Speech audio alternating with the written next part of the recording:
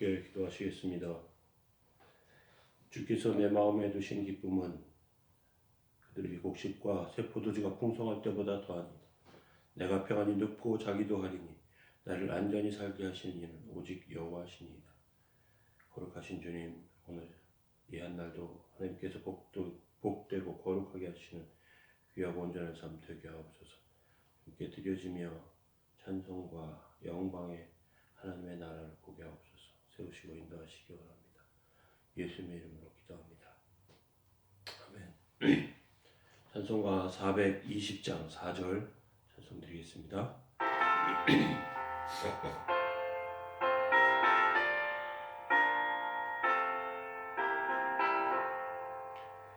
너 성결케 위해 늘 기도하며 내 소원을 주께 다 맡기어라.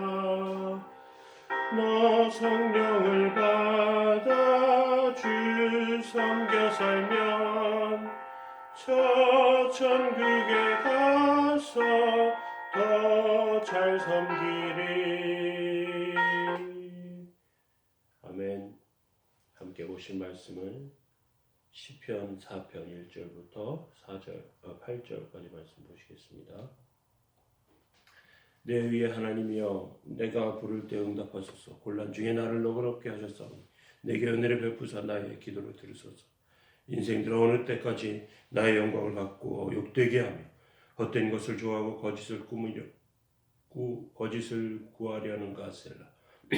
여호와께서 자기를 위하여 경건한 자를 택하신 줄 너희가 알지어다. 내가 그를 부를 때 여호와께서 들으시리로다. 너희는 떨며 범죄하지 말지어다. 자리에 누워 심중에 말하고 잠잠할지어다. 셀라. 의의 제사를 드리고 여호와를 의지할지어다. 여러 사람의 말이 우리에게 선을 보일 자 누구냐 하오니 여호와여, 주의 얼굴을 들어 우리에게 비추소서. 주께서 내 마음에 두신 기쁨은 그들의 곡식의 새 포도주가 풍성할 때보다 더하니이다. 내가 평안히 눕고 자기도 하리니 나를 안전하게 살게 하신 이는 오직 여호와시니이다. 아멘. 예. 예, 어제 하나님께서 시편 4편을 통해서 백성들의 호소를 들으신다고 말씀드렸습니다. 예, 오늘은 두 번째로 응답받는 비결에 대해서 살펴보도록 하겠습니다. 하나님의 백성이 가진 가장 큰 재능이나 힘은 가장 큰 힘은 재능이나 돈, 명예가 아니라 기도하면 하나님께서 기도를 들으시는 것입니다. 베드로와 요한이 성전 미문에서 구걸하던 장애인을 향해서 은과 금은 내게 없거니와 내게 있는 것으로 내게 주노니 나사렛 예수 그리스도의 이름으로 일어나 걸으라. 사도행전 3장에 말씀한 그 말씀처럼 예수님의 위대한 이름만 있다면 은과 금, 큰 집 같은 것들, 많은 것들을 갖고 있어도 그것이 하나님의 그런 능력과 은혜가 그 삶 가운데 나타나게 됩니다. 그래서 응답받는 단계를 한번 살펴보겠습니다. 첫째는 하나님께서 특별히 선택하신 자가 있다고 말하고 있습니다. 3절에 여호와께서 자기를 위하여 경건한 자를 택하신 줄 너희가 알지어다. 내가 그를 부를 때 여호와께서 들으시리로다. 경건한 자를 택하셨다. 그렇게 말씀하고 계신데, 경건은 마음에 하나님에 대한 인식, 하나님에 대해서 대한 그런 생각이 있다는 뜻입니다. 모든 인간 죄로 타락했지만 하나님께서 그들 중에 믿음을 주셨습니다. 성도의 마음속에 하나님에 대한 인식이 자리 잡고 있습니다. 이런 사람들 가운데 하나님은 그들을 부르시고 기도할 때 또 복을 주십니다. 내가 그를 부를 때 여호와께서 들으시리로다. 자녀의 소리를 들으신다. 이것이 첫 번째 단계입니다. 두 번째는 불안과 두려움을 기도로 이긴다고 말씀하고 계십니다. 4절에 너희는 떨며 범죄하지 말지어다. 자리에 누워 심중에 말하고 잠잠할지어다. 떨며 범죄하지 말아라. 자리에 누워서 심중에 말하고 잠잠하라. 우리에게 어려움이 찾아오는 것, 그 어려움 가운데 겸손을 시험하시기 위한 그런 하나님의 뜻이 그 안에 담겨 있습니다. 말과 행동에 조심해야 하는데, 특별히 나를 위험에 빠뜨린 상대에게 직접적으로 보복하는 그러한 일들을 삼가해야 합니다. 우리는 그렇게 자기 속을 시원하게 해야 좋아하지만 하나님은 그렇게 보시지 않습니다. 하나님은 우리의 태도를 보시지 상대방의 태도를 보시지 않습니다.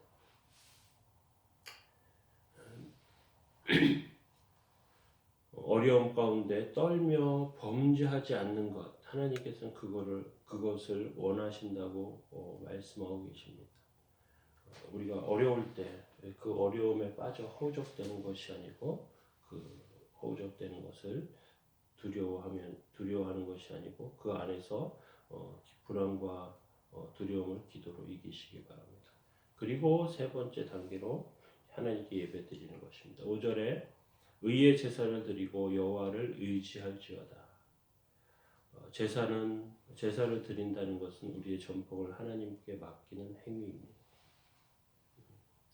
제사는 실용적이지 않은 그런 부분이 있더라도 하나님을 만나게 하는 그런 과정 가운데 있는 것이었습니다. 그래서 하나님께 예배드리는 것을 통해서 우리는 하나님을 만날 수 있게 되고 또 하나님의 뜻 가운데 세워지게 됩니다. 여러 가지 형식이나 이런 것들을 다 무시하고 그냥 하나님만 믿으면 되지 하면서 하나님께 예배드리는 것을 소홀하면 안 됩니다. 어려움 가운데 있더라도 주님께 끊임없이 나아가야 합니다. 이 세 가지 기억하시기 바랍니다.